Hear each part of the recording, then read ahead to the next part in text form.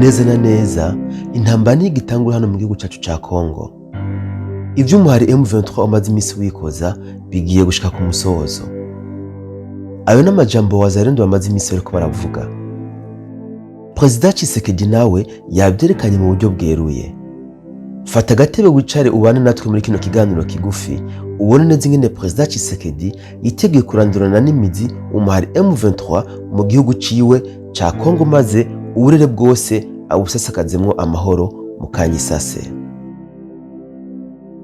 Fata kanya witonze uharure neza izo modoka z'intambara urabe n'ivyo bigwanisho karuhariwe nivyo Perezida Tshisekedi yiteguye kurungika kuja guhangana n'umuhari M23 mu burasirazuba bw'igihugu ciwe ca Kongo Kinshasa.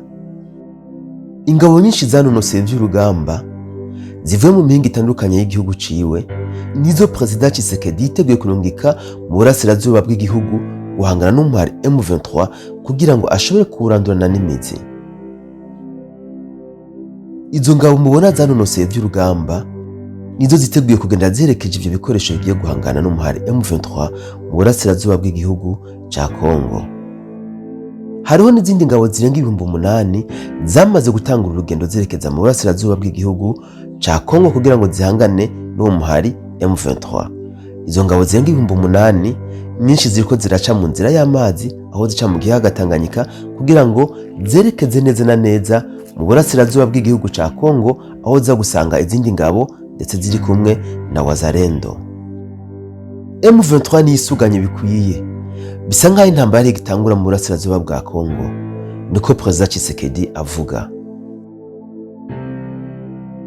Hashingiye ku bikoresho bikomakomeye vya gisirikare, hashingiye kandi no ku ngabo zanonoseye by'intambara, gahunda niyo kwikura ku mwasi wabo M23. N'uwo mugambi Perezida Tshisekedi afise muri kano kanya. M23 itegerezwa gusibangana mu burasirazuba bw'igihugu ca Kongo. Urugamba rwatangujwe neza na neza na wazalendo. Abasore b'abakongomani bakunda igihugu cyabo batiteye ku nyungu. Abo basore nibo batanguje intambara kuri M23. Muri kano kanya agace kitwa Walungu gasanzwe kagenzurwa n'umuhari M23 intambara irarese.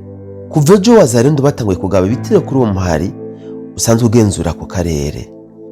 Amakuru ava muri ako karere aravuga neza ko imigwano ikomeye kandi ko umwasi ariko aracika intege ku rubuga rw'intambara. Bikavugwa kandi neza yuko wazalendo imaze kunyaga M23 agace gatoya bita Nzibira. Wazalendo nayo yamaze gutangaza yuko ako gace Nzibira kari mu minwe yabo. Nyuma yaho wazalendo batangaje ko bafasha agace kitwa Nzibira, berekanye n'ibigwanisho bikomeye kandi bitangaje batarebwigire babona byariko bikoreshwa n'umuhari M23. Ivyo bikoresho bikavuga yuko bikomoka mu gihugu ca Amerika. Kisho na hifadhi Shutama nani Komanda Sego. Jambo wa Kongomani, tunawasalimu sana kwa jumla nyinyi wote. Hapa ni General Maesha Kasha Simba Wankutu. Tunabaonesha kazi yenye tuko tunafanya kwa kupiganisha adui.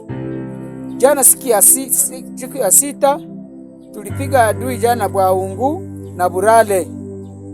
Leo siku ya Mungu tunapiga adui Bwaungu, Burale, Walungu na Kanyola. Muangalie arme hii yenye tumemunyanganya ni arme kubwa sana. Hizi ni arme za Amerika. Tumeomba population yetu ya Kongo itunge mkono.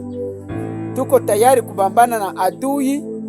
Tutamtosha mu Walungu, tutamtosha na province ya Sud Kivu, tutamtosha na province ya Nord Kivu na mahali kote kwenye atapatikana.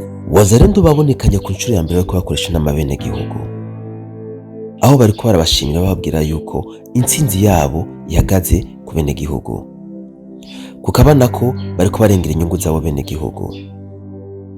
Wazalendo shishikara kubwira bene gihugu yuko bakomeza kubaba inyuma kuko bari ko batuze umwasi wabo ari we M23. Wazalendo bakomeza kubwira bene gihugu yuko M23 ataneze namba ibipfuriza. Ibasaba yuko aho babona mu M23 hose bamutunga gatoke. Ku nshuro yabo ya mbere Wazalendo barerekanye yuko bafite icyo bashoboye, barerekanye yuko bakunda igihugu cyabo.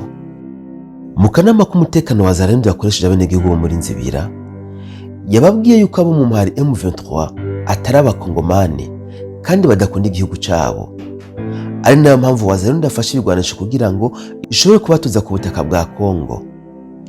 Wazalendo babwiye yuko icyo haranira ari uko umunyagihugu wese yobaho mu mahoro atekanye, agakora ibintu by'iwe atankomanzi. Wazalendo bari bazwi nk'abantu batagira indero, batagira icyo bubaha, ariko kuri iyi ncuro Wazalendo yatangaje yuko igomba kwerekana discipline itangaje. Leta ya Kongo yatanguye mu buryo rutangaje wo kwirukana inyeshamba za M23 mu burasirazuba bwa Kongo. Nkuko muvyibonera namwe, izi ni ingabo 8,000 ziriko zirekeza mu burasirazuba bwa Kongo, aho zigiye guhangana n'umuhari M23. Wewe yamba ramfo, wewe yamba bamasa. Zalawa. Wana ramfo beta bangu. Sile bien. Dokos. Akula vetu. Sa tala biso na gitoko. On y ramfo. Gouvernement sa ramfo. Aba ntabwo ari bamwe bari Kinshasa, nabavuye mu yindi mihinga itandukanye berekeza mu burasirazuba bwa Kongo kugira ngo baje guhasha umuhari M23. Aba baje guhura n'ingabo za Afrika y'Epfo zisanzwe zamaze gushika mu burasirazuba bwa Kongo. Imyiteguro yabo irakomeye cyane. Wazalendo nayo ntizosigara inyuma, tutibagiye n'ingabo za leta y'u Burundi FDNB basanzwe bafatira leta ya Kongo runini mu karere ka Rusizi, aho bamaze iminsi bari kubatuza umuhari M23 wari wigize akagarama Ruganda muri kajya karere.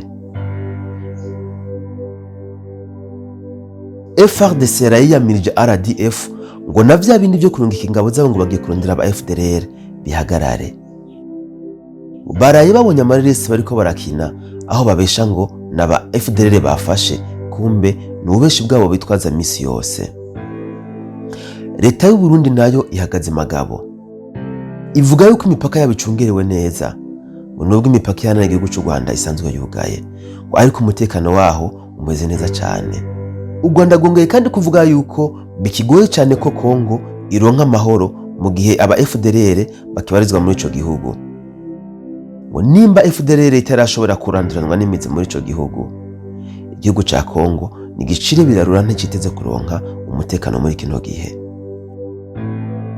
Republika iharanira intwaro rusange nayo ivuga ko u Rwanda ari rwo ruyiteje umutekano muke. Ubu rero tugomba kubakorera umuti, tubomore tubatuze, tubavugutire umuti gushika yaho ibice byose by'igihugu ca Kongo na cyane cyane biri mu burasirazuba bw'ico gihugu bibona umutekano, amahoro, ituze, abenegihugu baho bajya bakaryama ataco binona. Iyi ntambara iraza guherera hehe?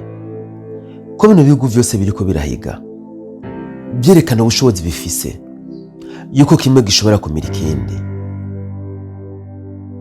Ikiganiro mu buryo bwiramvuye turaza kukibashikiriza, ukaba utaragira sabone yikore kugira ngo dushobore kwagura umuryango wa runo rubuga rwacu. Birana gufasha kandi kuzoronka amakuru yacu atawundi yaguhaye.